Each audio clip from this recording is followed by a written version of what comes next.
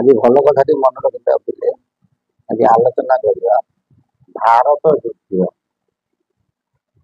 है पृथ्वी भूखंड बर्तमान तो युद्ध विभीषिका देखा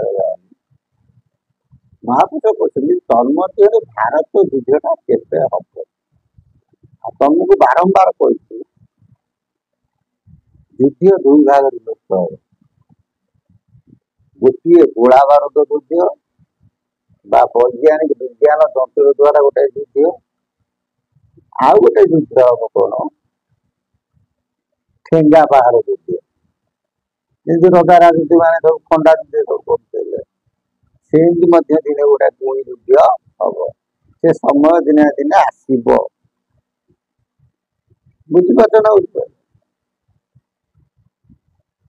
ये जो युद्धटा हम ये विज्ञान तंत्र द्वारा कौन हम युद्ध देखा कारण महापुरुष गोटे अंक हिसाब लिखिं मुकुंद देवंकर किसी अंक लिखिं बुझे आउ किसी निज अंक को निजे लिखि जो पूरी गजपति अंक लिखा जाए सेठी से लिखाई अमुक रजा एत अंक यहाँ भल कथा मन रख महापुरुष अंकटा को तुम देख जो महापुरुष अंक को तुम निर्घंट कर जो तिथिवार नक्षत्र गुड़िक लिखिं 100 को 100% मिसी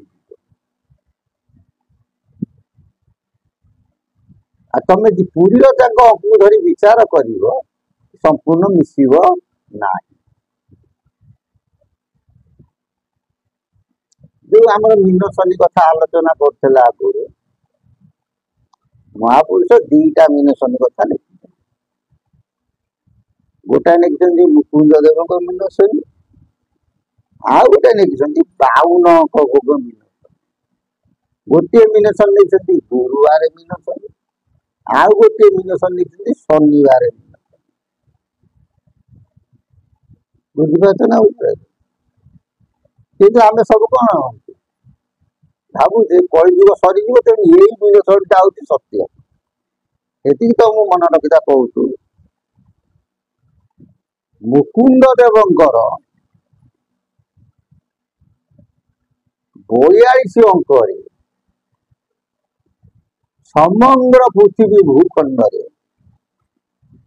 सत्यर वातावरण कौन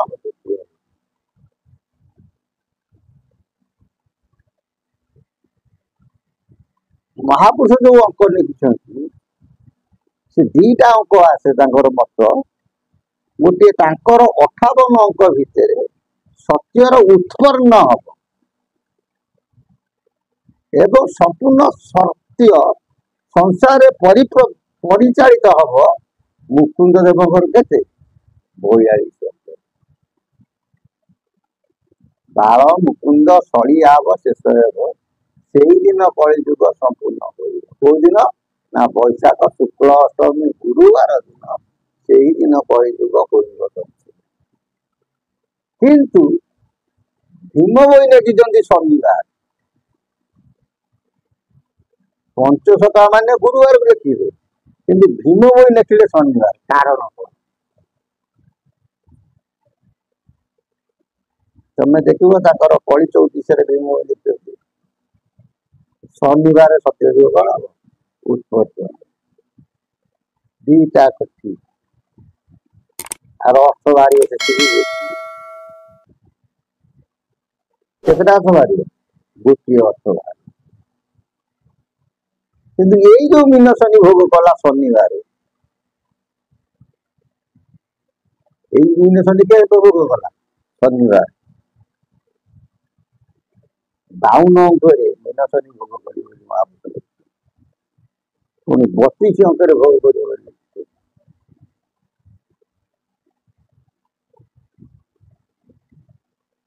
बाणर एवं 20 अंक प्रमाण मीन शनि भोग शनिवार बाण है 5 ରେବ ହେଲା 27, ଜିନିଷ ହେଲା 20, କେତେ ହେଲା 52। ଶନିବାର ମିନ ଶନି ଭୋଗ କରିବ ବୋଲି ମହାପୁରୁଷ କହିଲେ। ଶିବକର୍ମ ଶାସ୍ତ୍ରରେ ସେଇଆ କହିଲେ। କୃତିକା ରୋହିଣୀ ମାସରେ ମିନ ଶନି ଯେତେବେଳେ ନଥିବ କାହାର ରାତି 3, 4 ମିଶି କେତେ ହେଲା 7। ଏଠି 37 ଅଙ୍କ କହିନାହାନ୍ତି, କହିଛନ୍ତି ବାସରେ ମାନେ ଗୋଟାଏ ଦିନରେ। ସପ୍ତମ ବାର କିଏ? ଶନିବାର। ମିନ ଶନି ଭୋଗ ଶନିବାର ପଡୁଛି। ସେ ଯାହା ହଉ, ଆମ ମତରେ ଶନିବାର ଯୋଉ ମିନ ଶନି କହିଲା, ଏଇ ମିନ ଶନି ଯୋଉ 2.5 ବର୍ଷ ଭୋଗ କରିବ, ତା ଭିତରେ କଣ ସବୁ ଘଟିବ? ଏଇ ଯୋଉ ଭାରତ ଯୁଦ୍ଧଟା ମଧ୍ୟ ଅନ୍ୟତମ ହବ। କେବେ ହବ ନା ଶନି ଚର ଜାଣ କୁମ୍ଭରେ ଥିବ, ଲୋହିଲେ ମିନକୁ ବକ୍ର ହୋଇବ 10 ପଟଳ ମାରିକା। ଚୈତ୍ର ମାସରେ ଘୋରତର ରଣ, ପୃଥ୍ୱୀ ଘୋଟିବ 3 ପର୍ଯ୍ୟନ୍ତ। ପଦ୍ମ ହିସାବ କଲେ ବହୁତ ହେଲାଣି, 1ରେ 14ଟା ଶୂନ ଦେଲେ ହବ ଗୋଟିଏ ପଦ୍ମ। ଇଏ ସେ ପଦ୍ମ କଥା କହି ନାହାନ୍ତି।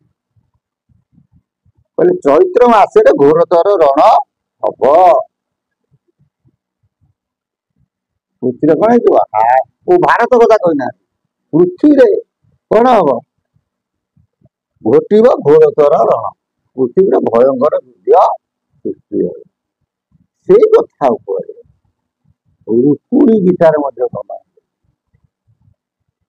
ମିନ ଶନି ମେଳଗ ହୋଇବ ଯେତେବେଳେ, ସେବେଳେ ସମର ହେବ ଭାରତ ମଣ୍ଡରେ।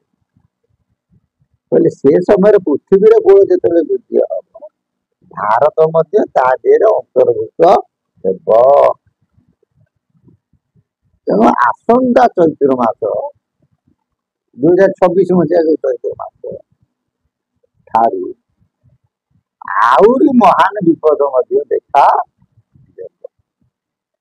ଏ କଥା କେବେ ହେଲେ ଅତ୍ୟୁକ୍ତି ହବ ନାହିଁ, କାରଣ ମହାପୁରୁଷଙ୍କ ବାଣୀ କେବେ ହେଲେ ଅନ୍ୟଥା ନୁହେଁ। ଜୟ ଜଗନ୍ନାଥ। ସେ ପ୍ରଭୁଙ୍କ ସଦିଚ୍ଛା ପୂର୍ଣ୍ଣ ହଉ। ବୋଲ ଆନନ୍ଦେ କବା ହରି।